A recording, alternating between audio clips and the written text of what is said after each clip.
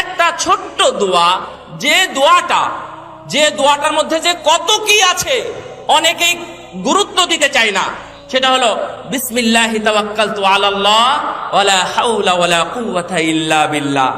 এটা অনেকেই জানেন, তাই না? কিসের দোয়া এটা? আলহামদুলিল্লাহ, মাশাআল্লাহ। তাহলে কিছু ইমপ্রুভ হয়েছে।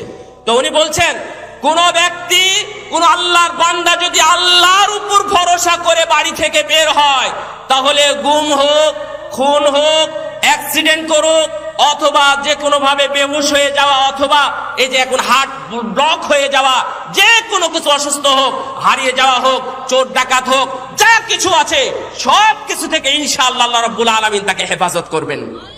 আপনি যদি আল্লাহ ভরসা করে বাড়ি থেকে বের হন, সন্তানকে যদি আপনি এই শিক্ষা দিন, ইনশাআল্লাহ হেফাজতের দায়িত্ব আল্লাহর উপরেই থাকবে ইনশাআল্লাহ।